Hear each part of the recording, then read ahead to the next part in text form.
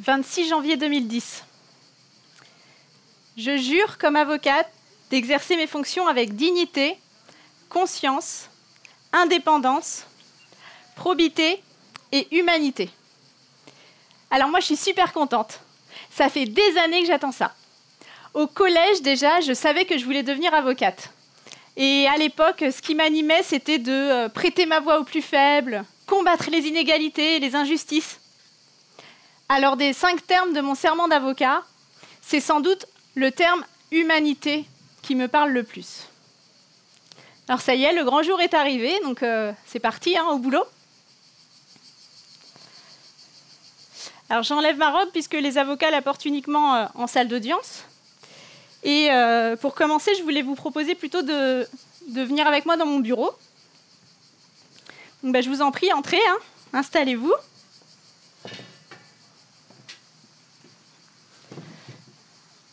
Alors dites-moi, qu'est-ce qui vous amène? Qu'est-ce que je peux faire pour vous? Donc, monsieur, vous me dites que vous êtes en France depuis une dizaine d'années, vous avez une carte de résident, et depuis 3 ans, vous êtes en couple avec madame. Vous, madame, vous êtes sans papier. Et puis récemment, là, vous avez donné naissance à un enfant, un petit bébé. Et donc, vous avez fait une demande de titre de séjour pour madame. Et vous avez reçu cette décision de la préfecture. Alors, il s'agit d'une OQTF, une obligation de quitter le territoire français. La préfète de Loire-Atlantique considère, madame, que vous n'avez pas suffisamment d'attache familiale en France et elle vous demande de quitter volontairement le territoire français dans un délai de 30 jours. Et si vous ne le faites pas, au-delà de ce délai, elle pourra vous expulser de force.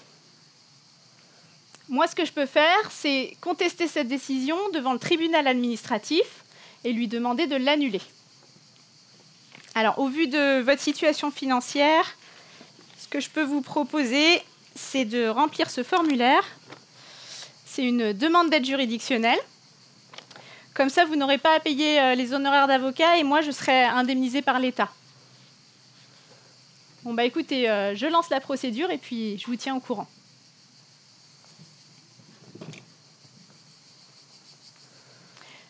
Pendant un peu plus de 8 ans, j'ai exercé comme avocate en droit des étrangers. Le droit des étrangers, c'est une matière dont je n'ai quasiment jamais entendu parler pendant mes études de droit. La première fois que je découvre le droit des étrangers, je suis étudiante en droit, mais je suis en vacances. Ma grand-mère est espagnole et mes grands-parents ont une maison de vacances dans le sud de l'Andalousie, au bord de la mer. Et moi, depuis que je suis toute petite, je vais y passer mes vacances d'été tous les ans. Et cette année-là, j'ai 18 ans. Vous imaginez le tableau, il fait beau, il fait chaud, la plage la journée, la fiesta le soir. Et cette année-là, je rencontre un jeune homme. Il est marocain. Il me parle de ses conditions de vie au Maroc. Il me parle de sa décision de venir vivre en Europe et des risques qu'il prend pour traverser la Méditerranée. Et puis, il me parle de sa situation ici. Il est sans papier, il travaille au noir et il vit dans un squat. Et moi, je suis touchée par cette histoire. Et je me dis, c'est pas possible de laisser des gens dans des situations pareilles. Il y a forcément une solution.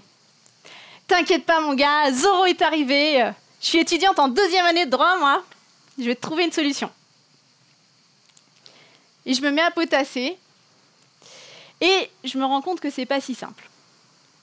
Je découvre l'existence du CESEDA, le Code de l'entrée et du séjour des étrangers et du droit d'asile. Alors, qu'est-ce que c'est que le CESEDA? C'est un regroupement de textes qui fixe les conditions dans lesquelles on va accepter ou non qu'une personne étrangère entre sur le territoire français et qui fixe les conditions dans lesquelles on va accepter ou non qu'une personne étrangère séjourne, se maintienne sur le territoire français. Donc le critère qui s'applique, c'est la notion d'étranger. Et le CESEDA nous définit qu'est-ce que c'est qu'un étranger. C'est toute personne qui n'a pas la nationalité française, soit qu'elle ait la nationalité d'un autre pays, soit qu'elle n'ait pas de nationalité. Il y a des personnes qui ne se voient attribuer la nationalité d'aucun pays. Ces personnes-là, on les appelle des apatrides et elles font partie de la catégorie des étrangers. Donc, je vous ai dit, le critère qui s'applique, c'est le critère de la nationalité, la notion d'étranger, qui est une notion juridique, à ne pas confondre avec une notion plus sociologique, qui est la notion d'immigré. L'immigré, c'est une personne qui quitte son pays d'origine pour venir vivre, en ce qui nous concerne, en France. Donc, il y a des personnes qui sont nées en France, qui ont toujours vécu en France, qui ne sont donc pas des immigrés, mais puisqu'elles n'ont pas la nationalité française, ce sont des étrangers. Et inversement, il y a des personnes qui ont quitté leur pays d'origine, qui vivent en France et qui ont acquis la nationalité française. Donc ces personnes-là, elles ne sont pas étrangères. En revanche, elles resteront toujours considérées comme des immigrés. Donc je vous ai dit, le CESEDA code de l'entrée et du séjour des étrangers et du droit d'asile. Parce que parmi les personnes étrangères qui vivent en France, elles peuvent être là pour tout un tas de raisons. Ça peut être pour des raisons familiales, pour faire des études, pour le travail, pour se faire soigner, etc. Mais il y a des personnes qui sont là pour une raison bien particulière. C'est des personnes qui ont fui leur pays d'origine parce qu'elles y étaient en danger et qui demandent la protection de la France. Ces personnes-là, lorsqu'elles arrivent et qu'elles font cette demande de protection, pendant le temps où on va examiner cette demande, on les appelle des demandeurs d'asile. Et puis, si leur demande est acceptée, elles acquièrent le statut de réfugiés. Donc, je vous ai dit, le CESEDA va limiter en fait les droits pour les personnes étrangères, puisque une personne française, à l'inverse, va tout à fait librement pouvoir entrer sur le territoire français et va pouvoir tout à fait librement séjourner sur le territoire français. Donc on limite les droits à des personnes parce qu'elles n'ont pas la nationalité française. Si, dans un autre contexte, imaginons un employeur qui refuse d'embaucher quelqu'un parce qu'il est étranger, ou un bailleur qui refuse de louer son logement à une personne qui n'est pas de nationalité française, cet employeur et ce bailleur se rendent coupables de discrimination. C'est une infraction pénale, on peut être poursuivi et on peut être condamné pour ça. Donc on pourrait se dire que finalement, le droit des étrangers, c'est un droit discriminatoire. Eh bien non, le Conseil constitutionnel, à qui on a posé la question, nous dit « Non, non, ça n'est pas une discrimination.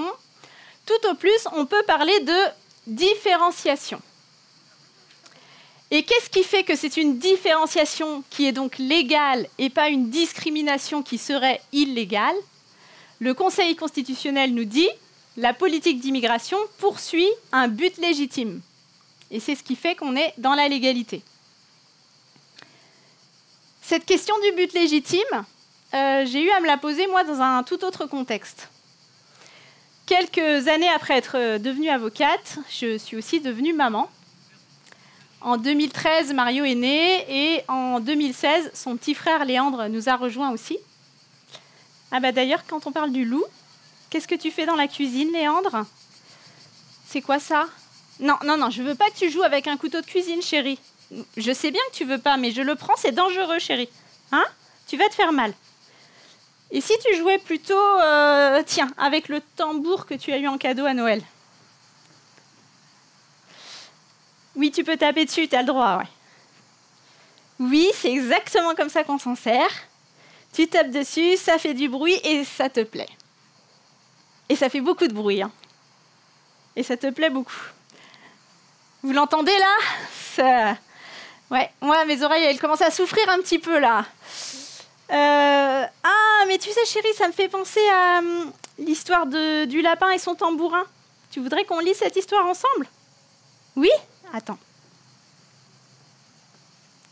Tiens, tu peux poser le tambour maintenant, on n'en a plus besoin.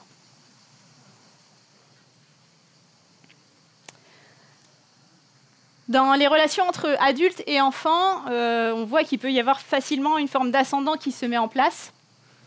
Et puis, les enfants n'ont pas les mêmes droits que les adultes. Ils n'ont pas le droit de voter, ils n'ont pas le droit de passer le permis de conduire, ils n'ont pas le droit de travailler, ou en tout cas de percevoir un salaire pour leur travail. Et en tant que maman, je me suis posé la question, qu'est-ce qui fait que, qu'est-ce qui rend légitime cette différenciation? Ma réponse à moi, c'est que les enfants sont des personnes vulnérables et que les adultes sont là pour les protéger. Et donc j'essaye de garder ça à l'esprit au quotidien avec mes enfants, et quand Léandre joue avec un couteau de cuisine, même s'il veut continuer à jouer avec son couteau de cuisine, je lui retire des mains, même s'il n'est pas d'accord, je m'impose, parce que je le protège, parce qu'il risque de se blesser. En revanche, si j'avais le même réflexe avec son tambourin, alors qu'il ne court aucun risque, alors même qu'il s'amuse, et que les enfants, lorsqu'ils s'amusent, c'est les moments pendant lesquels ils apprennent le plus de choses, donc il est en train de vivre un moment qui est important pour lui, qui est bénéfique pour lui, si je lui retirais des mains comme je lui ai retiré le couteau de cuisine, finalement, je ne ferais que défendre mes intérêts. Alors j'essaye au quotidien, dans ces situations-là, de ne pas m'imposer et plutôt de susciter leur coopération d'une autre manière. Et cette question-là du but légitime, elle me semble vraiment fondamentale. Et c'est cette question que j'ai envie qu'on se pose ensemble aujourd'hui. Est-ce que la politique d'immigration poursuit un but légitime ? Si ce n'était pas le cas, on pourrait dire qu'elle est discriminatoire. Quand on regarde l'histoire du XXe siècle, on peut se poser la question, qu'est-ce qui a justifié, qu'est-ce qui a été mis en avant pour justifier les premières lois en matière d'immigration ? Et quand on regarde cette histoire du XXe siècle, on se rend compte assez rapidement qu'il y a des périodes pendant lesquelles on avait besoin de main-d'œuvre, on avait besoin de reconstruire la France. Et donc, on a largement ouvert les frontières pour faire venir du monde. Et au contraire, il y a eu d'autres périodes où c'était la crise, le chômage, et où du coup, on a voulu refermer les frontières et même faire en sorte que les personnes qui étaient ici en France repartent dans leur pays d'origine. Donc le premier objectif, le premier but légitime qui est invoqué pour légiférer en droit des étrangers, c'est un objectif économique. C'est préserver les intérêts économiques de la France. Je ne vais pas, moi, entrer dans les détails parce que ce n'est pas mon domaine, mais il y a des économistes, et il y en a peut-être ici aujourd'hui, qui pourront vous démontrer que, en fait, l'immigration n'est pas un coût pour l'économie française, bien au contraire. En tout cas, si ça vous intéresse, je vous invite vraiment à vous renseigner sur cette question-là. Ce que je voulais simplement vous dire là aujourd'hui, c'est que c'est l'argument qui est mis en avant pour justifier, c'est le but légitime qui est mis en avant pour justifier cette politique d'immigration. Et en particulier dans les années 70, donc gros choc pétrolier, chômage de masse, et il y a un très fort mouvement de lois pour restreindre très fortement les droits des personnes étrangères. Sauf qu'à ce moment-là, il y a des personnes qui sont en France et puis qui n'ont pas forcément l'intention de partir et qui vont avoir recours à l'opinion publique et avoir recours aux juges pour faire valoir leurs droits. Et progressivement, elles vont acquérir certains droits. Et le droit des étrangers, il s'est construit à partir de ce moment-là et il continue de se construire aujourd'hui, toujours avec cette opposition entre, d'un côté, l'État qui a tendance à vouloir toujours restreindre les droits des personnes étrangères, et de l'autre côté, des gens qui font appel aux juges et qui, progressivement, acquièrent certains droits. Un exemple récent, en 2012, le Conseil d'État vient consacrer un nouveau droit, qui est le droit à l'hébergement d'urgence. C'est le droit d'avoir un toit au-dessus de sa tête. Et c'est un droit fondamental qui s'applique à toute personne, quelle que soit sa nationalité, quelle que soit sa situation administrative, qu'on ait des papiers ou pas. Ah, excusez-moi, j'ai mon portable qui sonne. Je suis désolée, je vais être obligée de répondre. C'est un peu urgent. Allô ? Oui, c'est moi ? Vous êtes assistante sociale au CHU de Nantes ? D'accord. Oui, c'est ma cliente. Donc, vous me dites qu'elle vient d'accoucher, le bébé va bien, elle aussi. Bah, super nouvelle. Oui, elle m'avait parlé de ses difficultés d'hébergement déjà. Donc là, vous me dites qu'on est mercredi, elle doit quitter la maternité vendredi et elle ne sait pas où aller vivre avec son bébé. Je suppose que vous avez contacté la DDCS. La DDCS, c'est la Direction départementale de la cohésion sociale. C'est un service de la préfecture qui est en charge des dispositifs d'hébergement d'urgence et en particulier du numéro de téléphone, le 115 pour les sans-abri. Et donc, est-ce qu'ils vous ont répondu ? Oui, bah oui, il n'y a jamais de place de toute façon. Des situations plus urgentes qu'une maman et son bébé de 4 jours ? Ok, donc je suppose que là, vous n'avez pas d'autre solution pour elle. Moi, si j'appelle le tribunal administratif, je pense qu'on peut faire un référé liberté et qu'on peut avoir une audience pour vendredi. Ouais, on va faire ça. J'aurais besoin, si vous pouvez me transmettre l'acte de naissance de l'enfant et une attestation de votre part indiquant les démarches que vous avez faites pour madame. Bon, très bien, on se tient au courant. Merci.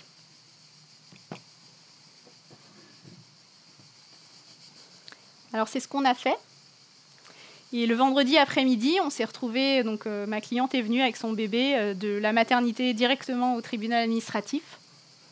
C'est pratique, hein, à Nantes, c'est juste à côté. On a plaidé le dossier et puis 1 heure après, on avait heureusement une décision du tribunal qui enjoignait au préfet de trouver une solution d'hébergement pour ma cliente pour le jour même. Et le soir, elle dormait dans une chambre d'hôtel. Vous imaginez le soulagement pour cette maman, et puis pour moi aussi, bien sûr. Hein. En fait, il y a beaucoup d'émotions dans ce bureau. Et je me rends compte que finalement, je ne sais pas toujours comment les accueillir, ces émotions. Je ne sais pas toujours comment exprimer les miennes. Je me souviens d'un client qui était venu en France pour se faire soigner. Et il me disait que les soins dont il avait besoin n'étaient pas disponibles dans son pays d'origine. Donc on avait fait une demande de titre de séjour étranger malade. Ça avait été rejeté. On avait fait un recours devant le tribunal administratif. On avait perdu. On avait fait appel devant la cour administrative d'appel. Et on avait perdu à nouveau. Et là, moi, j'arrivais au bout de mes possibilités pour aider ce monsieur. Il est venu me voir et il m'a dit « Je viens vous dire merci, maître, pour ce que vous avez fait pour moi. Merci et adieu. Je m'en vais mourir en Afrique. » Donc, je vous disais, il y a beaucoup d'émotions dans ce bureau et je ne suis pas forcément préparée à les accueillir et à exprimer les miennes. Je me rends compte, en fait, qu'on ne m'a pas appris ça et maintenant que je suis maman, je comprends, en fait, pourquoi. Parce que toutes ces émotions négatives, là, la tristesse, la peur, la colère, qui prennent beaucoup de place, qui font beaucoup de bruit, on aurait juste envie que ça s'arrête, quoi. Oh, ça va, hein, sois heureux, la vie est belle. Mais en fait, je me rends compte que ces émotions, elles sont utiles. Elles nous disent quelque chose d'important. Et notamment la colère, je pense que c'est une émotion importante. Et avec mes enfants, j'essaye de leur dire qu'ils ont le droit de ressentir cette colère, qu'ils ont le droit de l'exprimer. Simplement, on va trouver des moyens un peu plus adaptés pour les exprimer. D'ailleurs, vous voyez là, Mario, ouh, dis donc, tu as l'air très, très énervé, mon loulou. Hein? Ouais, je vois ça, boue, là, il y a quelque chose qui a besoin de sortir. Hein? Tu sais ce qu'on va faire? On l'a déjà fait, tu sais, on va prendre les 2 gros ballons en mousse. Tu vas les chercher? Ouais. T'en prends un, tu m'en donnes un. Allez, on se met dans le couloir, là, mets-toi en face de moi. Ça craint rien, il n'y a rien qui craint là. Allez, 1, 2, 3. On fait ça 2-3 fois. En général, ça finit par des fous rires. Et puis la colère s'exprime de cette manière-là et elle passe. Il y a une autre méthode qui a bien marché aussi avec Mario, que j'ai découvert un peu par hasard. Un jour, il était très, très énervé et ça durait, ça faisait une bonne demi-heure qu'il n'arrêtait pas de crier, de se rouler par terre. Dès qu'il attrapait un objet à sa portée, il le jetait. Et moi, je ne trouvais rien pour canaliser tout ça. Et je sentais que moi aussi, à l'intérieur de moi, la colère, elle commençait à monter. Et sur la table, il y avait des feutres et puis ces feuilles, et j'ai fait ça.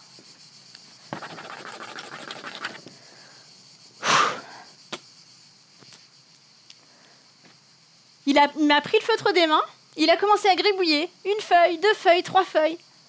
Et puis progressivement, le rythme s'est ralenti. Et puis il s'est calmé. Il avait exprimé sa colère. Cette méthode-là, je la trouve assez intéressante aussi parce qu'elle permet de quantifier la colère. Ah, dis donc, 8 feuilles! Oh là là, tu devais être très énervé aujourd'hui. La dernière fois, tu n'en avais utilisé que 3. Donc voilà, la colère, je pense que vraiment c'est une émotion importante. C'est une émotion qui nous... C'est un message d'alerte. C'est une émotion qui nous dit attention, on est en train de porter atteinte à quelque chose de vraiment important pour toi. Réagis, défends-toi. Cette colère, elle a une utilité individuelle et elle a une utilité sociale aussi. Et finalement, je me suis rendu compte que ça tombait bien parce que c'était un petit peu mon rôle dans mon métier d'avocat d'exprimer cette colère pour mes clients.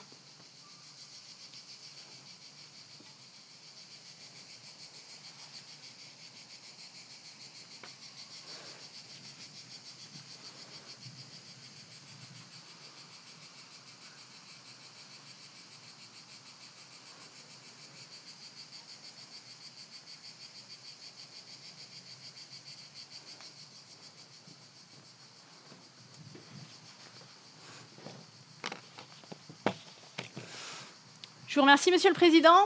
Quelques mots au soutien des intérêts de mes clients ici présents. Monsieur, Madame et leurs 2 enfants, âgés de 2 ans et 10 ans. La famille est originaire de Mongolie. Ils ont quitté leur pays en raison des risques qu'ils y encouraient. Ils sont arrivés en France il y a 1 an à peu près et ils ont déposé une demande d'asile. Vous n'ignorez pas, Monsieur le Président, la situation bien particulière des demandeurs d'asile en France, puisqu'ils disent être en danger dans leur pays d'origine, on ne peut pas décemment leur demander d'y retourner. Malgré tout, puisqu'on ne sait pas encore si on va accepter de les accueillir en France, il ne faudrait pas trop qu'ils s'intègrent. Alors, les demandeurs d'asile n'ont pas le droit de travailler, n'ont pas le droit de percevoir les allocations ordinaires, et puisqu'on ne peut pas évidemment les laisser sans rien, il y a un dispositif d'accueil spécifique des demandeurs d'asile. Ils sont hébergés dans des CADA, des centres d'accueil pour demandeurs d'asile. On les regroupe bien, toujours pour pas qu'ils créent de liens, pour pas qu'ils s'intègrent. Enfin, ça, vous savez, Monsieur le Président, que c'est pour ceux qui ont de la chance, puisque les CADA sont surchargés et que énormément de demandeurs d'asile se retrouvent à la rue. Mes clients ont eu cette chance d'être hébergés dans un CADA, sauf qu'il y a quelques semaines, leur demande d'asile a été rejetée et on leur a donc demandé de quitter leur logement. On leur a donné une date butoir, ils ont indiqué qu'ils n'auraient pas de solution d'hébergement par leurs propres moyens. Aucune solution alternative ne leur a été proposée. Et la date butoir est arrivée et ça fait maintenant 15 jours que cette famille, ces 2 enfants, dorment à la rue. Vous ne pourrez, à mon sens, Monsieur le Président, que constater que la préfecture a failli à son obligation d'hébergement d'urgence vis-à-vis de cette famille.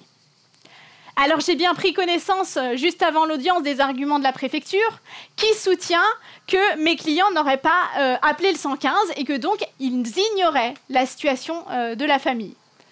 Vous vous doutez bien que j'ai été surprise, donc j'ai posé la question à mes clients juste avant l'audience et monsieur m'a présenté son téléphone portable et vous pourrez voir le journal des appels de ce téléphone. Aujourd'hui, appel au 115, 17 minutes. Hier, appel au 115, 23 minutes. Avant-hier, appel au 115, 21 minutes, etc., etc. Donc vous ne pourrez que constater, Monsieur le Président, que la préfecture n'ignorait pas cette situation et qu'elle a failli à son obligation.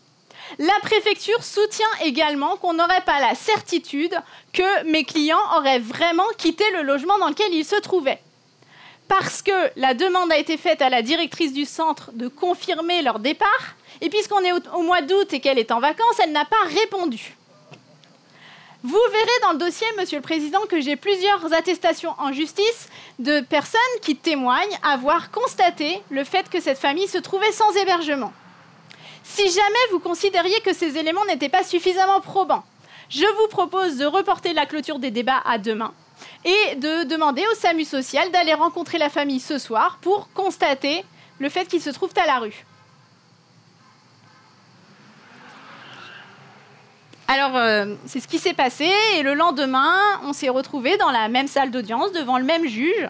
Et dans le dossier, il y avait un petit rapport du SAMU social qui indiquait qu'ils avaient rencontré la famille, qu'ils avaient une tente et quelques affaires, qu'ils s'apprêtaient à passer la nuit à l'extérieur. Mais la préfecture a soutenu que dans la mesure où mes clients savaient que le SAMU social passerait, c'était peut-être une mise en scène. Et s'agissant des appels au 115 du téléphone portable de mon client, la préfecture a soutenu que ça ne prouvait rien, puisque, et c'est vrai, quand on appelle le 115, il y a un message d'attente qui se met en route, qui peut être très long, avant qu'un opérateur ou une opératrice réponde. Et donc, ces appels quotidiens et même très longs de mes clients ne prouvaient pas qu'ils avaient attendu suffisamment longtemps pour que leur demande soit effectivement enregistrée.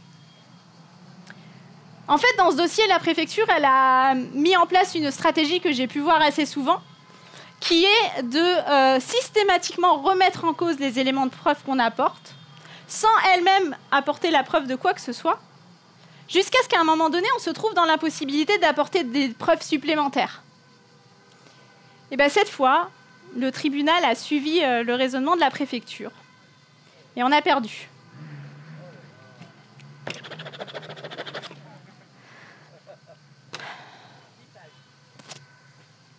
J'ai saisi le Conseil d'État.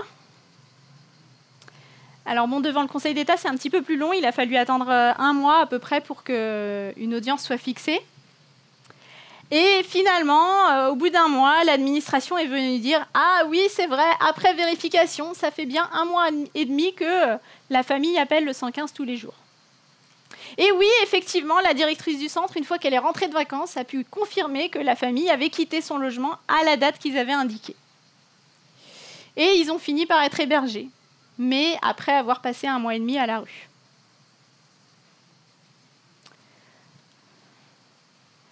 Alors pourtant, je vous disais, il s'agit du droit à l'hébergement d'urgence, qui est un droit fondamental. Parce qu'en fait... Oh là, j'ai un problème. On va régler le petit problème technique. Mais en fait, toutes les règles de droit ne se valent pas. Il existe ce qu'on appelle une hiérarchie des normes. Quand on parle du droit, on entend souvent parler de la loi. La loi, dans cette hiérarchie des normes, elle est à peu près au milieu.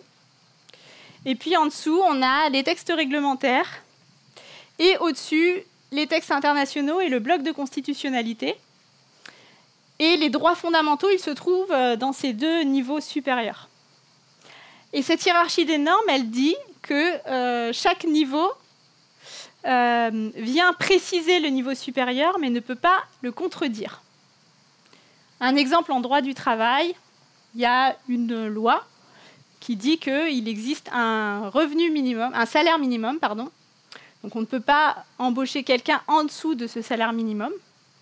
Et puis chaque année, il y a un texte réglementaire qui fixe le montant de ce salaire minimum. Donc il vient préciser la loi, mais il ne peut pas la contredire. Et donc dans les textes les plus importants, les plus hauts dans cette hiérarchie des normes, il y a les droits fondamentaux, donc le droit à l'hébergement d'urgence dont je vous parlais tout à l'heure.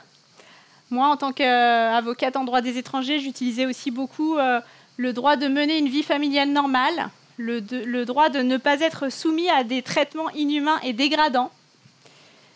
Parmi ces textes, il y a aussi la Convention internationale des droits de l'enfant, qui garantit que dans toute décision qui concerne un enfant, doit être pris en compte son intérêt supérieur. J'ai une cliente qui avait particulièrement à cœur de préserver l'intérêt supérieur de ses enfants. On va l'appeler Fatou.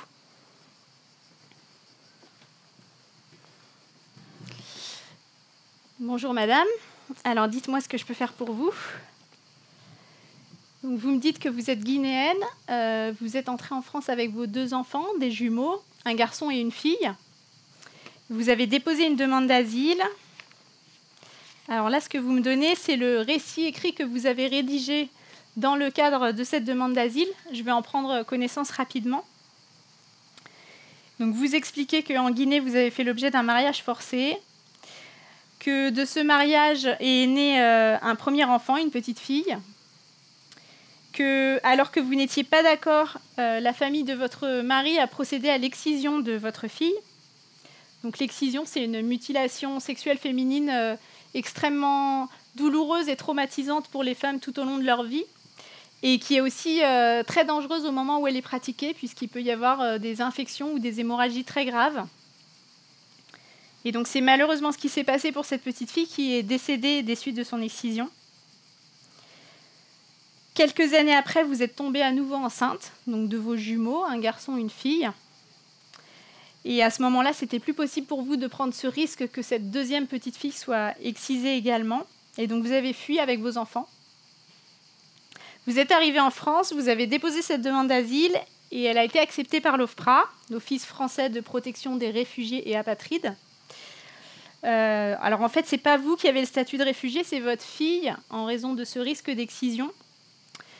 Et donc là, là vous avez reçu une lettre, c'est la lettre type que l'OFPRA envoie dans ce type de situation, où l'OFPRA vous indique que dans la mesure où votre fille est protégée en vertu de ce risque d'excision, elle fera l'objet d'examens médicaux réguliers pour vérifier que vous ne l'avez pas excisée en France.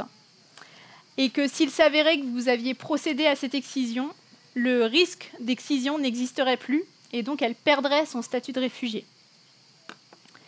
Et donc maintenant, si vous venez me voir, vous avez une carte de séjour en tant que parent d'enfants réfugiés et vous avez fait une demande auprès de la CAF pour avoir les allocations familiales pour vos enfants. Et la CAF vous a répondu « Oui, pour votre fille, pas de problème puisqu'elle est réfugiée. En revanche, votre fils, il est entré irrégulièrement en France et donc il ne peut pas prétendre à ses allocations familiales. » En fait, ce que la CAF vous dit, madame, c'est qu'il faudrait que votre fils retourne en Guinée. Pas vous, hein, vous restez en France avec votre fille, bien sûr. Et puis, il faudrait que vous fassiez une demande de regroupement familial, ce qui risque de prendre minimum 6 mois, je dirais plutôt 8 mois, voire 1 an. Et si c'est accepté, il pourra avoir un visa, il pourra revenir en France, et à ce moment-là, il pourra avoir les allocations familiales. Bah oui, je me doute bien que ce n'est pas une solution envisageable pour vous.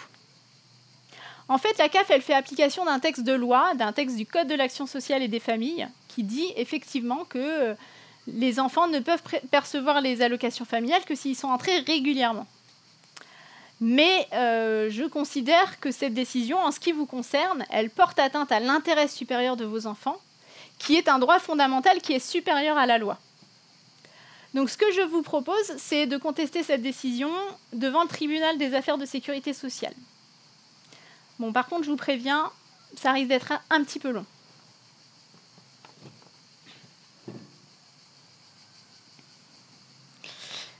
Quatre ans plus tard, le tribunal des affaires de sécurité sociale a effectivement considéré que cette décision de la CAF portait atteinte à l'intérêt supérieur des enfants de ma cliente et qu'il fallait donc que la CAF ouvre les droits aux allocations familiales. Mais pendant 4 ans, Fatou, il a fallu qu'elle se débrouille avec les tout petits moyens qu'elle avait. Et ce n'était pas sans conséquence justement pour les enfants. Par exemple, elle m'avait expliqué que quand ils étaient arrivés en France, ils avaient été hébergés d'abord dans un hôtel. Les enfants avaient été scolarisés dans l'école qui était à côté. Et puis après, ils avaient pu accéder à un logement social, un HLM, mais qui se trouvait sur une autre commune. Et comme il y avait un suivi particulier qui avait été mis en place dans l'école, les enfants étaient restés dans cette école-là. Et donc, comme la maison et l'école étaient loin, ils devaient prendre le bus pour aller à l'école. Sauf que Fatou, elle n'avait pas les moyens de payer le bus. Et puis, comme c'était loin, ils ne pouvaient pas rentrer à la maison pour manger le midi. Sauf que Fatou, elle n'avait pas les moyens de payer la cantine. En fait, pour moi, le message, il est clair. Pour moi, l'État dit aux personnes qui voudraient venir en France, même si vous avez des droits sur le papier, on fera tout pour que vous ne puissiez pas en bénéficier en pratique. Vous n'aurez pas le droit à l'aide de l'État. Alors ne venez pas. Vous n'aurez pas le droit à l'aide de l'État et puis vous n'aurez pas le droit non plus à l'aide de la population, puisqu'il existe une infraction pénale que les associations appellent le délit de solidarité, le délit d'aide à l'entrée et au séjour irrégulier. Vous avez peut-être, je pense ici, entendu parler de Cédric Héroux. Donc Cédric Héroux, je ne vous apprends rien, c'est un paysan qui vit dans la vallée de la Roya et qui a, ces dernières années, vu arriver près de chez lui des personnes qui, pour contourner les contrôles aux frontières, prenaient des chemins de haute montagne, sans être équipés, sans connaître ces chemins, sans être correctement vêtus pour faire ces expéditions-là et qui se retrouvaient à se mettre en danger. Et Cédric Héroux, il s'est mis à les accueillir, à les héberger, à les soigner, à les réchauffer, à les nourrir. Et il a été poursuivi et il a été condamné pour ça. Alors, vous avez sans doute aussi entendu parler d'une décision du Conseil constitutionnel qui date du 6 juillet 2018, qui consacre le principe de fraternité, qui va donc dire qu'une personne qui apporte une aide à titre humanitaire ne peut pas être poursuivie pour ce délit de solidarité. C'est évidemment une bonne nouvelle, malgré tout, ce délit de solidarité, il est loin d'être mort aujourd'hui. Alors, je dis ça principalement pour deux raisons. D'abord, le Conseil constitutionnel, dans sa décision, est venu lui-même limiter la portée de ce principe de fraternité, puisque je vous ai dit qu'il s'agit du délit d'aide à l'entrée et au séjour irrégulier. Et le Conseil constitutionnel dit « Ok, principe de fraternité s'agissant du délit d'aide au séjour irrégulier, mais pas pour le délit d'aide à l'entrée irrégulière. » Donc si je suis là, que la frontière italienne est là, et que quelques mètres plus loin, je vois une personne en difficulté, que je vais à sa rencontre, que je l'amène dans ma voiture pour se faire soigner à l'hôpital, je me rends coupable de ce délit d'aide à l'entrée irrégulière. Et ce principe de fraternité ne me viendra pas en aide. La deuxième raison pour laquelle je dis que ce délit de solidarité n'est pas mort, c'est que le 6 juillet 2018, donc le même jour que cette décision, le ministre de l'Intérieur de l'époque, dont j'ai perdu le nom là, qui m'échappe, Gérard Collomb, merci beaucoup, a publié un communiqué de presse dans lequel il dit qu'il prend acte de cette décision, mais qu'il faudra être vigilant à ce que ce principe de fraternité s'applique uniquement dans les situations dans lesquelles l'aide a été apportée seulement à titre humanitaire et pas, par exemple, à titre militant. Et on a eu déjà, notamment par la Cour d'appel d'Aix-en-Provence, puisqu'on est à Aix-en-Provence, des décisions qui sont venues condamner des personnes qui ont apporté une aide en considérant que c'était une aide militante. Pourtant, moi, j'ai le sentiment que quand on se retrouve face à des personnes en difficulté, on peut facilement basculer dans la délinquance, en fait, et leur venir en aide. Je me souviens, quand j'étais élève avocate, j'ai fait un stage au service juridique de la Ligue des droits de l'homme à Paris. Et donc, au quotidien, j'accompagnais des gens, des personnes étrangères pour les aider à faire leurs démarches. Et donc, tous les jours, j'avais en face de moi des gens qui n'avaient pas de quoi se nourrir, qui étaient à la rue. Et ça m'est arrivé assez souvent d'être tentée de leur proposer de venir dormir chez moi dans ma petite chambre d'étudiante. Ça m'était assez insupportable, en fait, de prendre mon petit métro, de rentrer chez moi au chaud, en sachant que les gens avec qui j'étais dans l'après-midi allaient passer la nuit dans une cave pourrie ou sous un pont. Mais les juristes qui nous encadraient nous disaient « Non, non, c'est pas ça qu'il faut faire, parce que nous, on est là pour les aider à faire valoir leurs droits. On est là pour obliger l'État à respecter ses obligations. » Et moi, je sortais de la fac de droit et j'y croyais à tout ça. J'y croyais parce qu'on m'avait parlé à la fac du principe de séparation des pouvoirs. Le principe de séparation des pouvoirs qui dit que le pouvoir est constitué de 3 piliers. Alors, il y a le pouvoir législatif, c'est celui de définir la règle de droit. Le pouvoir exécutif, celui de mettre en application la règle de droit. Et le pouvoir judiciaire ou juridictionnel, celui de vérifier l'application de la règle de droit et, si ce n'est pas le cas, de sanctionner. Et donc ce principe de séparation des pouvoirs nous dit que ces 3 pouvoirs doivent être exercés par des institutions indépendantes. On peut le vérifier à l'échelle d'un pays, mais aussi dans le cadre de structures plus petites, par exemple une entreprise, une association, et pourquoi pas dans la famille, tiens.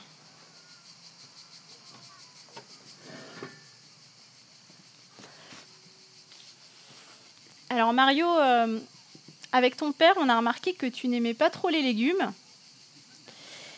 On a discuté, on s'est demandé ce qu'on allait faire. Bon, on s'est dit qu'on n'allait pas t'obliger à finir ton assiette, mais ce serait bien au moins qu'à chaque fois tu goûtes. Pouvoir législatif. Mario, je vois que tu n'as pas goûté tes haricots verts ce soir.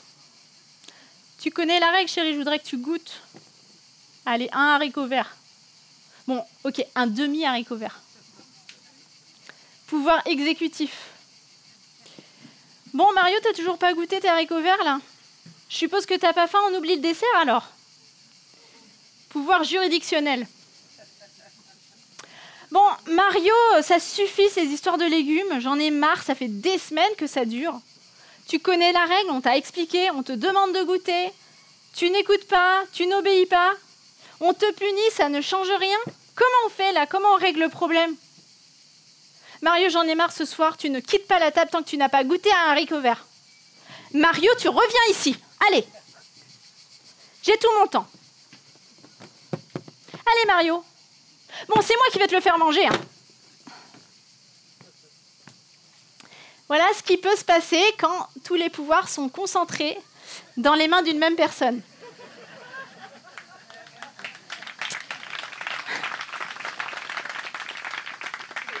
J'en suis pas très fière. Et d'autant que bon, j'ai découvert un peu après qu'à cet âge-là, les enfants pouvaient faire ce qu'on appelle de la phobie alimentaire et que ce genre de comportement ne faisait qu'aggraver les choses, évidemment. Il y a des familles dans lesquelles on met en place des outils de démocratie familiale où les parents et les enfants se réunissent ensemble pour discuter des règles qui s'appliquent à tout le monde. Ils se réunissent dans des conseils de famille. Je me souviens du témoignage d'une maman qui faisait ça dans sa famille. Elle racontait que chez elle, ils avaient décidé qu'à table, on n'avait pas le droit au téléphone portable. Et puis un jour, c'est son téléphone à elle qui a sonné et puis elle a répondu. Alors là, ses enfants l'ont regardé, lui ont dit « Maman, tu connais la règle ?»« Oui. »« Tu connais la sanction ?» Elle a été privée de portable pendant 3 jours. Alors, ce principe de séparation des pouvoirs, en France, comment est-ce qu'il s'applique? Le pouvoir législatif, il est exercé par le Parlement, qui est constitué en France de 2 chambres, l'Assemblée nationale et le Sénat. C'est eux qui rédigent les textes de loi. Le pouvoir exécutif, il est exercé par l'État, c'est-à-dire le président de la République, son gouvernement, le préfet, qui est le représentant de l'État dans le département, et puis toutes les administrations. Je vous parlais par exemple tout à l'heure de la CAF. On pourrait citer aussi la sécurité sociale, l'éducation nationale, Pôle emploi, etc. Et le pouvoir juridictionnel, qui étaient donc les juges. Et en France, il y a 2 ordres de juridiction. Le juge judiciaire qui tranche les litiges entre les personnes et le juge administratif qui tranche les litiges entre une personne et l'État. Et pour que la jurisprudence, c'est-à-dire l'ensemble des décisions de justice, soit cohérente, c'est-à-dire qu'il n'y ait pas un juge à Aix-en-Provence qui dise tout l'inverse d'un juge à Lille, par exemple, chaque ordre de juridiction est chapeauté par une juridiction suprême. Donc dans l'ordre judiciaire, c'est la Cour de cassation, et dans l'ordre administratif, c'est le Conseil d'État. Alors ça peut paraître très théorique tout ça, mais en fait c'était vraiment fondamental dans mon exercice professionnel en tant qu'avocate, puisque moi, mon travail, c'était de contester des décisions qui étaient prises par l'État, généralement le préfet ou le ministre de l'Intérieur, devant le juge, et en invoquant le fait que l'État n'avait pas respecté la règle de droit. Donc en gros, la règle de droit, c'était mon outil de travail, le juge, mon interlocuteur, et l'État, mon adversaire. Donc vous comprendrez bien que si je demandais au juge de sanctionner l'État, j'avais un vrai besoin de m'assurer que le juge et l'État étaient indépendants. Et pourtant, j'ai pu en douter. Puis bon, c'est pas que moi qui vous dis ça.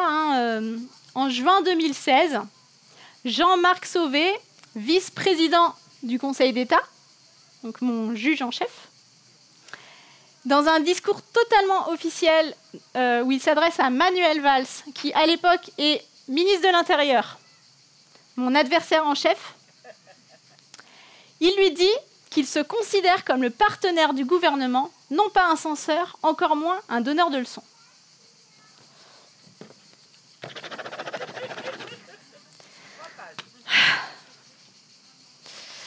Et en fait, ce manque d'indépendance entre le juge et l'État, on peut le constater à la fois dans la manière dont les règles de droit sont définies et dans la manière dont elles sont interprétées par le juge. Parce qu'en fait, l'État, dans le cadre de son pouvoir exécutif, il a la possibilité de prendre des textes réglementaires, les textes les plus bas de notre hiérarchie des normes. Et parmi ces textes réglementaires, il y a des textes de procédure administrative, c'est-à-dire les règles du jeu devant le juge administratif. C'est-à-dire que l'État, qui potentiellement peut être sanctionné par le juge, a le pouvoir de définir en partie les règles qui s'appliquent devant ce juge qui potentiellement peut le sanctionner. Et puis, il y a une procédure administrative qui s'applique pour tous les types de dossiers qui sont présentés devant le juge administratif. Et il y a des règles dérogatoires au droit commun qui s'appliquent spécifiquement en droit des étrangers. Et parmi ces règles-là, en fait, ces règles-là, elles ont principalement pour conséquence de rendre plus difficile l'accès au juge pour les personnes étrangères. Un exemple qui me semble vraiment parlant, c'est les règles de délai. Si, imaginons que vous avez fait une demande de permis de construire pour construire un garage dans votre jardin, on vous l'a refusé, vous avez un délai de 2 mois pour aller devant le juge. En droit des étrangers, il y a plein de délais différents. Donc déjà, ce n'est pas du tout clair pour les gens. Et puis ces délais-là, ils sont toujours plus brefs. Donc parfois, c'est 30 jours, parfois, c'est 15 jours, parfois, c'est 48 heures non prorogeables les week-ends et jours fériés. Et puis, ce n'est pas pour des décisions anodines, hein, c'est des mesures d'éloignement, des décisions qui demandent aux gens de quitter le territoire français. Et ces règles de délai très brefs, elles ont créé des situations dans lesquelles les gens ont besoin de pouvoir très rapidement accéder à un avocat qui soit disponible pour très rapidement faire ses recours devant le juge. Alors, les avocats se sont organisés. À Nantes, il y a une permanence droit des étrangers qui est en place. Et donc, chaque semaine, du vendredi matin au vendredi matin suivant, il y a un avocat de permanence qui se rend disponible pour répondre à ces besoins-là. Alors justement, on est vendredi, je suis de permanence, il est midi, et là, on vient de m'appeler, on vient de me signaler la situation d'une famille de 4 personnes, 4 adultes, des parents et leurs 2 enfants jeunes majeurs, à qui on a notifié ce matin des décisions qui doivent être contestées dans un délai de 48 heures, c'est-à-dire avant dimanche matin de 10 heures. Bon, j'ai eu leur numéro de téléphone, j'ai essayé de les appeler, on n'a pas réussi à se comprendre. Ils ne parlent pas français ni anglais. Apparemment, ils parlent pacho. C'est une des 4 langues principales d'Afghanistan. Donc du coup, on ne s'est pas compris. Donc je leur ai envoyé un petit texto avec l'adresse de mon cabinet. Puis j'espère qu'ils vont comprendre qu'il faut venir rapidement. Et du coup, j'attends.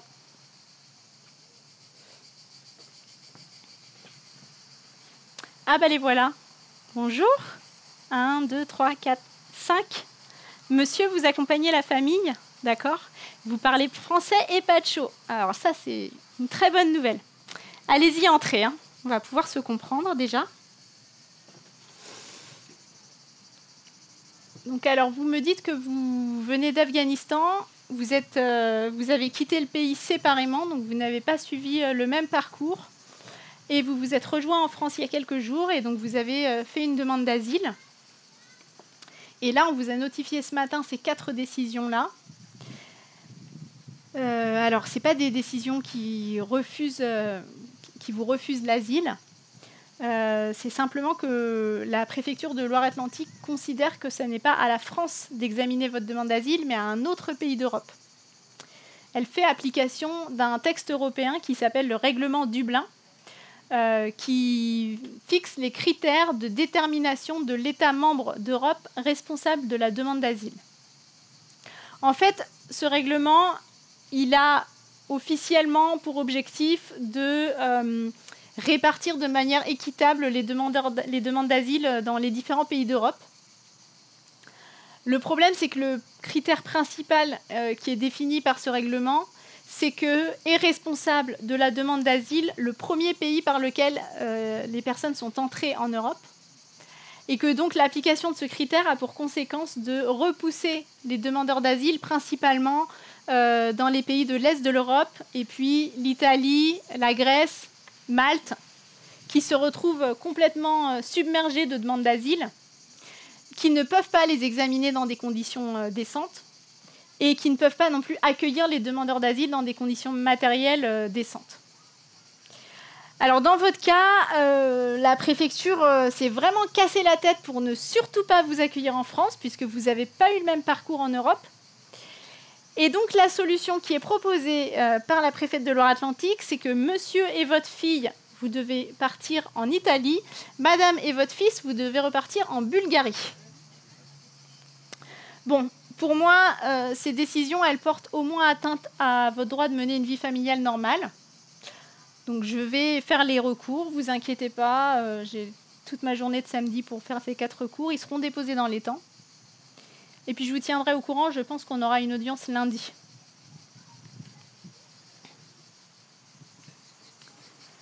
Alors le lundi, on a plaidé le dossier et le tribunal a considéré qu'effectivement cette famille avait le droit de rester réunie et donc de rester en France pour déposer sa demande d'asile ensemble.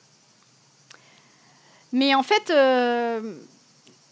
là, ça s'est bien passé parce que cette famille-là, elle avait compris que les décisions qu'on lui notifiait, c'était des décisions importantes.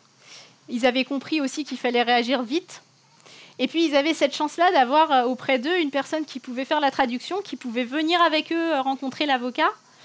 Et ce qui m'a permis à moi d'avoir les informations utiles et de recueillir les documents nécessaires pour pouvoir faire un recours qui soit efficace. Mais la plupart du temps, ça ne se passe pas comme ça dans ces permanences. La plupart du temps, la barrière de la langue et ces délais très brefs font que on a très très peu d'éléments d'information sur la situation des gens. On a encore moins de documents. Et finalement, on fait des recours qui sont complètement vides et qui sont voués à l'échec. Ce qui ne veut pas dire que les gens n'ont pas dans leur situation des éléments qui leur permettraient normalement d'obtenir gain de cause. Et quand on demande au Conseil d'État si ces délais extrêmement brefs en droit des étrangers ne portent pas atteinte à leur droit d'accéder à un juge, qui est un droit fondamental, qui est en haut de cette pyramide.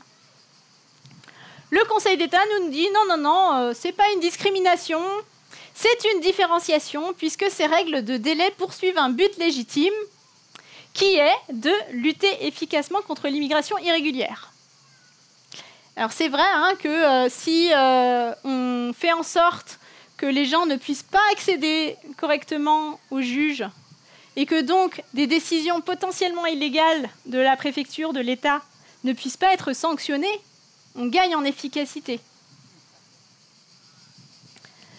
On nous dit lutter efficacement contre l'immigration irrégulière. Qu'est-ce que c'est que l'immigration irrégulière ? Je vous ai dit en introduction que le CESEDA, il définit les conditions dans lesquelles une personne est autorisée à entrer en France. Ça, c'est l'immigration régulière. Donc, normalement, une personne qui veut entrer en France, elle doit, dans son pays d'origine, se rendre au consulat de France et faire une demande de visa. Donc, le visa, c'est une vignette qui est apposée sur le passeport et qu'on va pouvoir présenter à la douane au moment du franchissement de la frontière et qui nous autorise à entrer en France. Donc ça, c'est l'immigration régulière. Le problème, c'est que on n'est pas tous égaux face à cette obligation de visa. Moi, il y a quelques années, je suis partie en vacances en Chine et il me fallait un visa. Bon, j'ai envoyé mon passeport à l'ambassade de Chine à Paris. J'ai pas eu besoin de me déplacer. On me l'a renvoyé avec mon visa, ça n'a posé aucun problème, c'était juste une formalité. Alors qu'en fait, les gens qui veulent venir en France, c'est beaucoup plus compliqué. Ils doivent répondre à tout un tas de conditions et il y a énormément de refus de visa. Et puis l'autre différence, c'est que moi, j'y allais pour des vacances en Chine, donc si on m'avait refusé le visa, ça n'aurait pas changé fondamentalement ma vie. Mais les personnes qui veulent venir en France, la plupart du temps, elles ont un besoin impérieux de venir en France. Et le problème, c'est que si on leur refuse l'entrée régulière, elles vont chercher d'autres moyens de venir. Elles vont essayer de rentrer irrégulièrement. J'ai une cliente qui était réfugiée en France. Elle avait dû quitter son pays un peu précipitamment. Elle avait laissé ses enfants derrière elle. Et donc, une fois qu'elle avait eu ses papiers ici, les enfants avaient demandé des visas pour pouvoir venir vivre avec leur maman ici. Et les visas avaient été refusés. Et on était en train de faire des recours, mais ça prenait un peu de temps. Et un jour, elle m'appelle, elle me dit il faut vraiment trouver une solution rapidement, maître. Parce que là, mon fils de 15 ans, ça fait 4 ans qu'on ne s'est pas vu. Il ne comprend pas. Il croit que c'est moi qui ne veux plus de lui. Et là, en ce moment, à chaque fois que je l'ai au téléphone, il me dit « Maman, si tu n'es pas capable de m'avoir le visa, moi, je m'en fous, je trouverai une autre solution, je vais prendre la mer. » Et moi, je ne veux pas qu'il fasse ça, parce qu'il y a 3 semaines, j'ai un petit neveu qui a tenté l'aventure. Et il n'est jamais arrivé en Europe. Et en fait, le problème, c'est ça, c'est que quand on refuse l'entrée régulière aux gens, ils cherchent d'autres moyens, et ils se mettent en danger. Et parfois, ils meurent.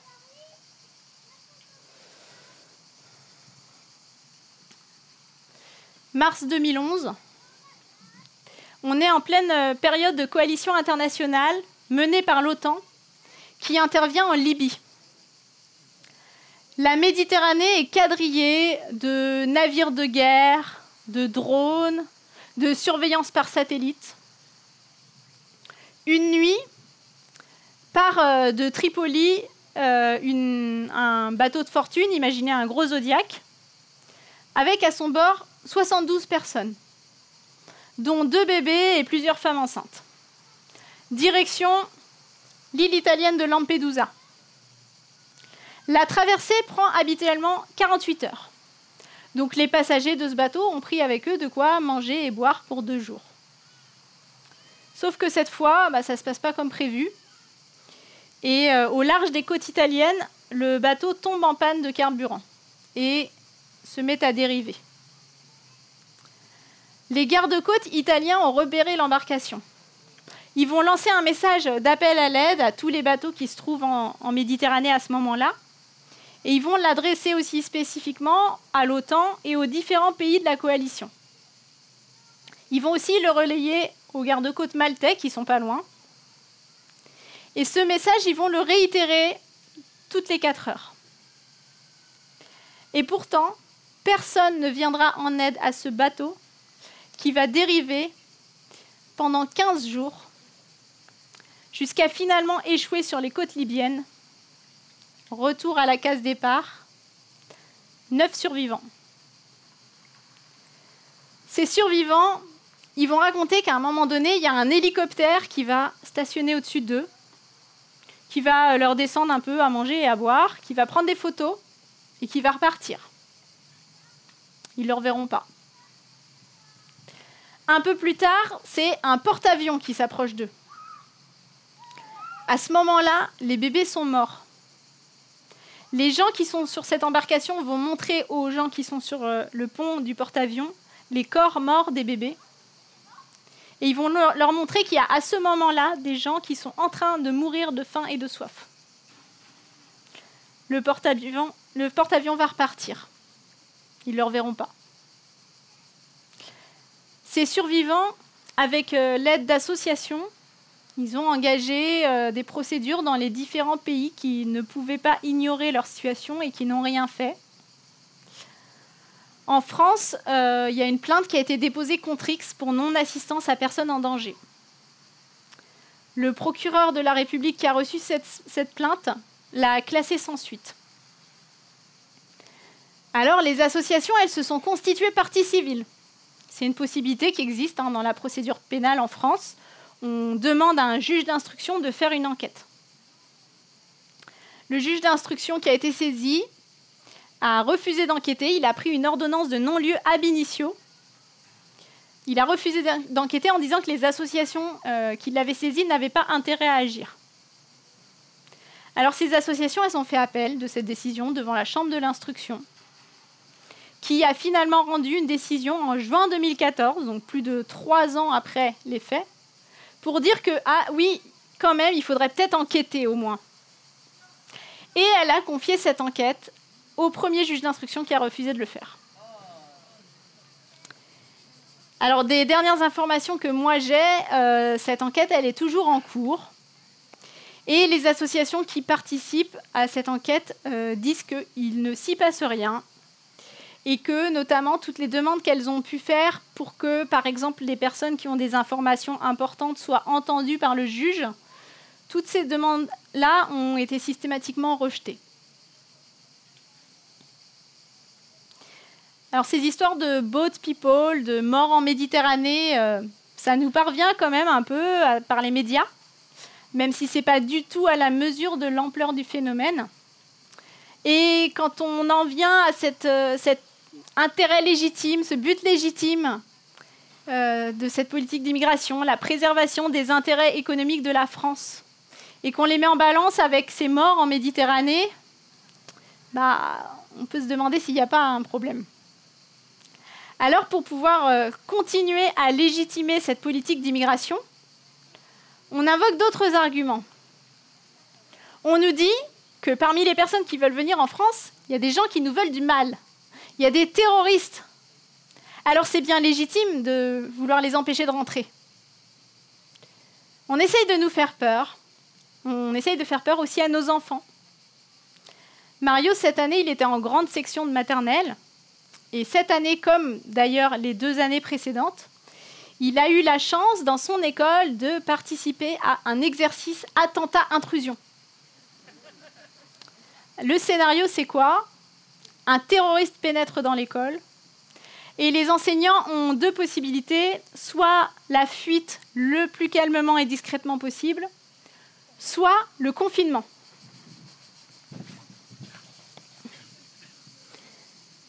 Vous imaginez 25 enfants cachés dans leur classe. On a fermé les volets, éteint les lumières, bloqué les portes.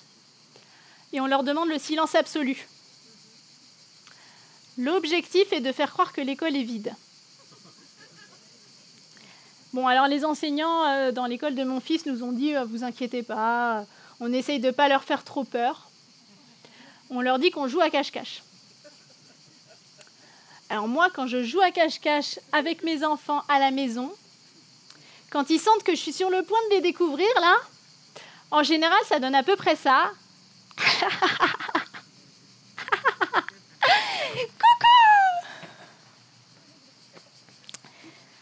Je ne sais pas trop si ce sera très efficace si vraiment un jour un terroriste décide de rentrer dans leur école.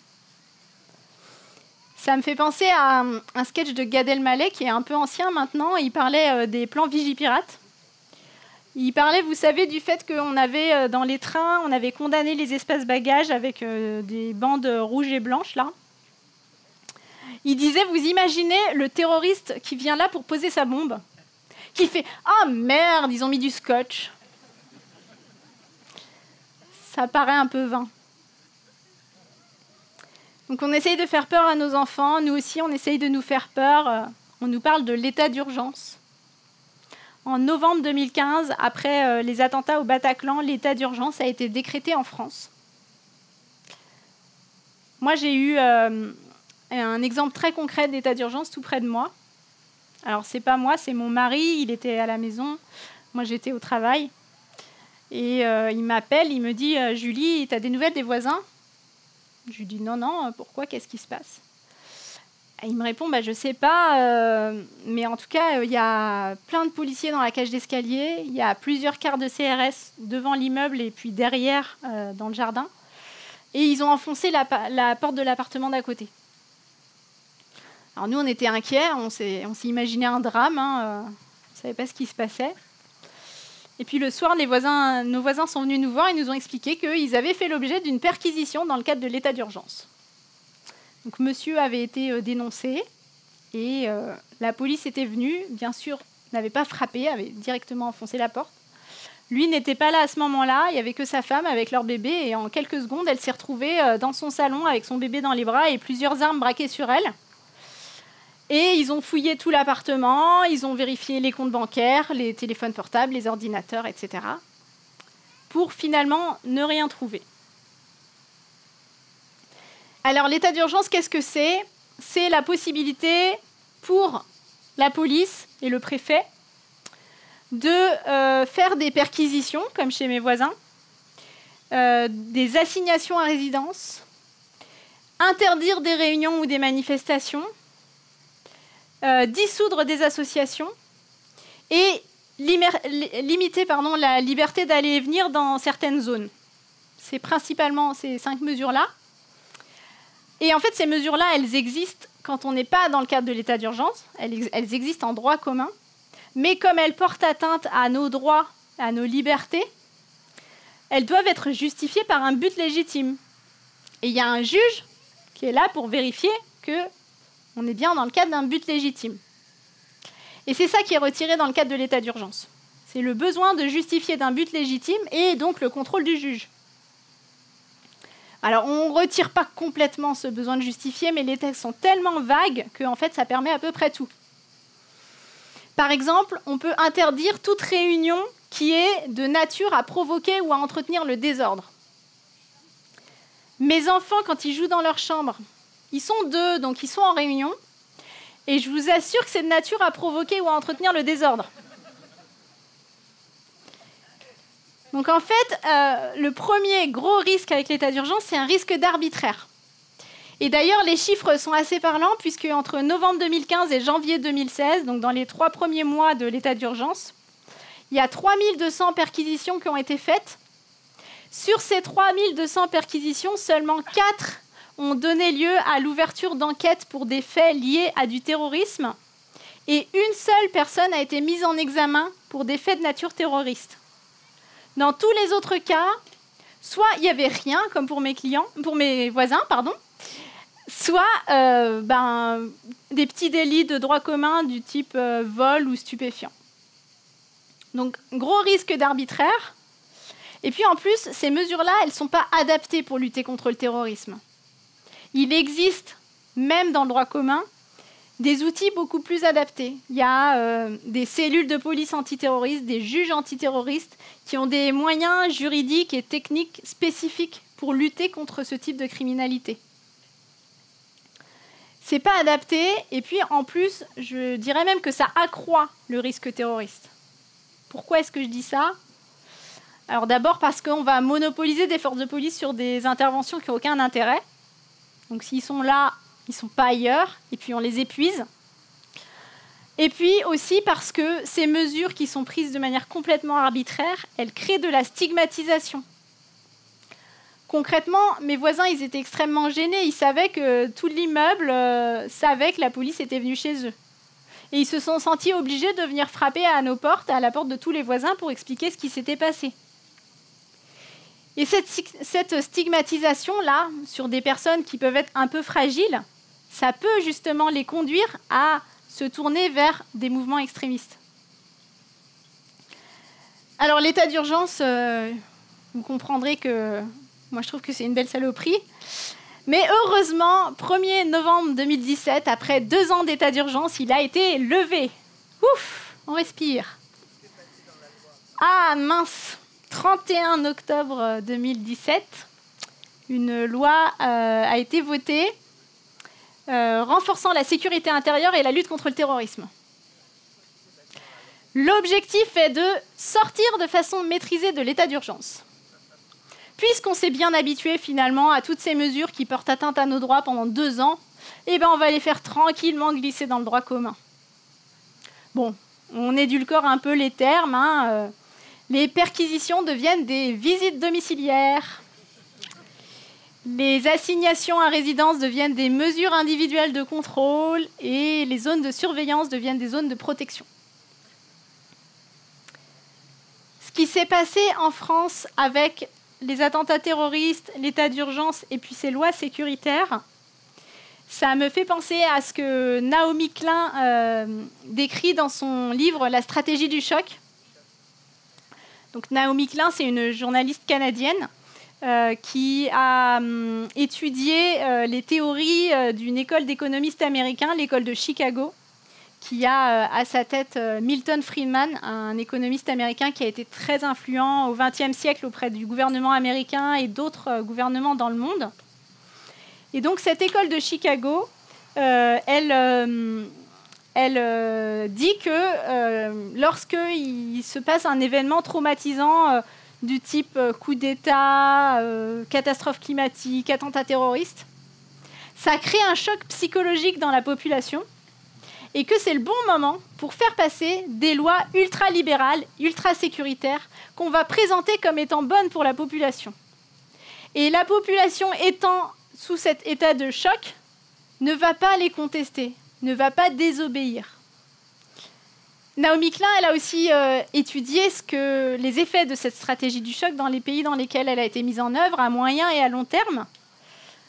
Et ce qu'elle révèle, c'est que ça n'est pas du tout bon pour la population et que ces réformes, elles ont eu pour effet principal d'accroître les inégalités entre les plus riches et les plus pauvres. Elle parle de corporatisme entre le gouvernement et le monde de l'entreprise. Je vous parlais tout à l'heure de Jean-Marc Sauvé, au Conseil d'État, qui parle de partenariat entre l'État et entre le juge et l'État. Là, je vous parle d'un corporatisme entre l'État et le monde de l'entreprise. Donc, on voit un peu les maillons de la chaîne qui se mettent en place. Donc, l'idée de cette stratégie du choc, c'est finalement gouverner par la peur et les gens étant dans la peur ne contesteront pas l'autorité. Alors, je peux bien comprendre si on a été touché de plus ou moins près par les attentats terroristes qu'il y a pu y avoir en France, que ce soit émotionnellement difficile. Mais ce qui, moi, me met extrêmement en colère, c'est qu'on utilise justement ces émotions pour faire passer des textes de loi qui n'ont absolument pas pour objectif celui qui est affiché de lutter contre le terrorisme, mais qui défendent d'autres intérêts. Et puis si on en revient à ces enfants auxquels on fait faire ces exercices attentats-intrusion dans les écoles, en fait, les textes qui prévoient ces dispositifs disent bien que l'objectif, ce n'est pas tant de mettre en place un système qui protégerait les enfants en cas d'attentat. Non, l'objectif, c'est surtout de créer chez les enfants une culture du risque. Moi, ça m'inquiète beaucoup. J'ai l'impression qu'on est en train de créer des générations de bons petits soldats prêts à obéir, qui ne contesteront pas l'autorité parce qu'ils auront peur. Et ça m'a questionnée aussi, moi, dans mes relations avec mes enfants. Est-ce que je veux leur transmettre l'autorité comme valeur, l'obéissance à l'autorité comme valeur éducative en elle-même? Bon, vous comprendrez que ma réponse c'est non, même si ça ne me facilite pas toujours les choses au quotidien.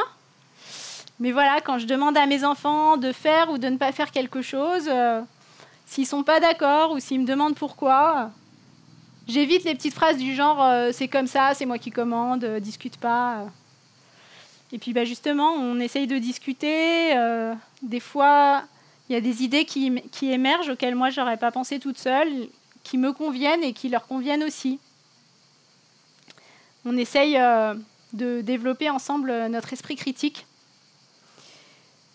Et je me disais, là, on pourrait peut-être faire la même chose. On pourrait peut-être essayer de développer notre esprit critique et de se demander, est-ce que le risque terroriste dont on nous parle, il existe vraiment aujourd'hui en France? Alors, j'ai des petits chiffres à vous montrer.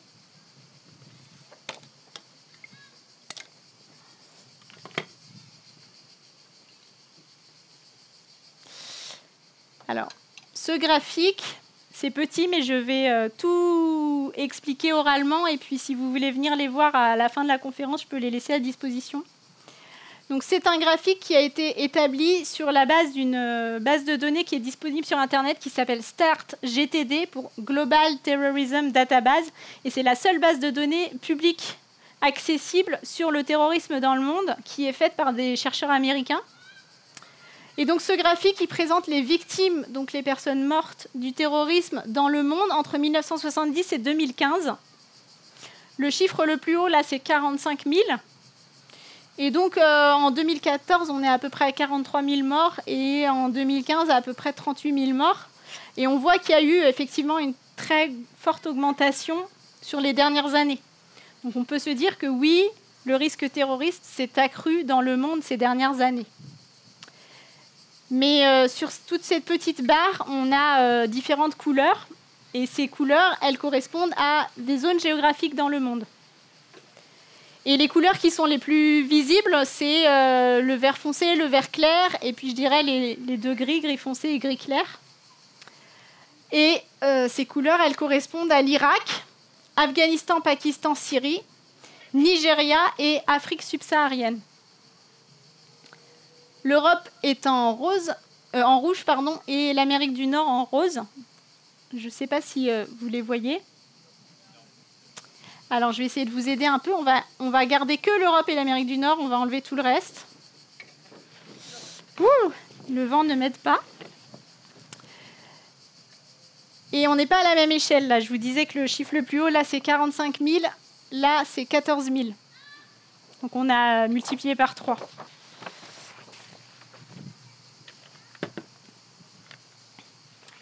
Alors, il y a le 11 septembre 2001 qui sort un petit peu du lot, mais on ne retrouve pas du tout, cette augmentation très forte sur les dernières années. Alors moi, quand je compare ces deux graphiques, je me dis que peut-être que finalement, les gens qui veulent venir chez nous, c'est peut-être pas des terroristes, mais peut-être plutôt des gens qui sont soumis à ce risque terroriste et qui savent qu'ici, ils seraient en sécurité. Et quand on regarde plus précisément ce qui se passe en France, alors là, on est toujours sur la même période, 1970-2015, mais évidemment plus du tout à la même échelle. Le chiffre le plus haut, là, c'est 180. Et on arrive à 435 personnes mortes en 45 ans. 2015, on a à peu près 160 morts avec Charlie Hebdo et le Bataclan. Nice, c'est 2016, je crois. Je rajoute les chiffres de 2016. D'ailleurs, 2016, 87 morts et 2017, 3 morts. Ce qui nous amène en 47 ans à 525 morts du terrorisme en France. Alors, évidemment, je ne dirais pas que c'est rien. Évidemment, c'est 525 morts de trop. Et encore une fois, je dirais que je comprends qu'on puisse être touché quand on a vécu ou quand on a été touché par quelqu'un qu'on connaissait qui a été concerné, merci, par ce risque terroriste.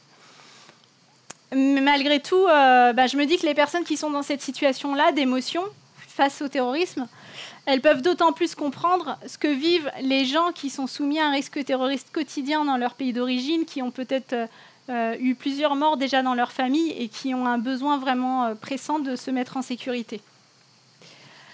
Et quand je vois ces chiffres, encore 525 morts en 47 ans, je crois qu'à titre de comparaison, si on prend le nombre de femmes mortes sous les coups de leur conjoint ou ex-conjoint, on atteint ce chiffre en 3 ans à peu près. Et je n'ai pas l'impression qu'on ait en France mis en place les mêmes moyens pour lutter contre les violences conjugales.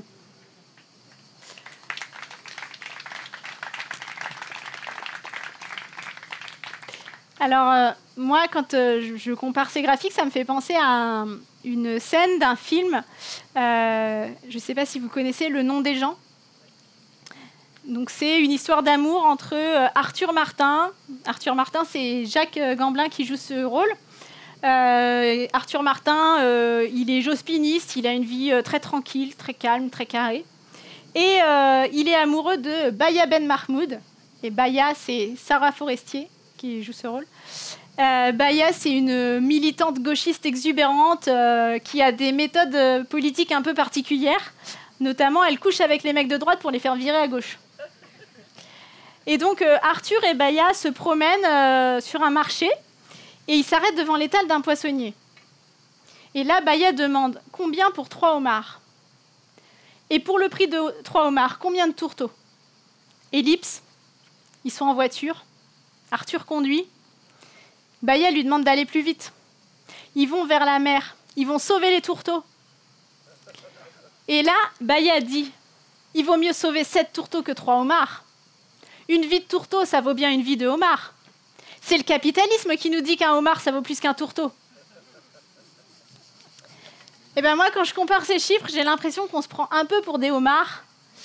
et qu'on considère peut-être la population du reste du monde comme des tourteaux, voire des crevettes, voire du plancton.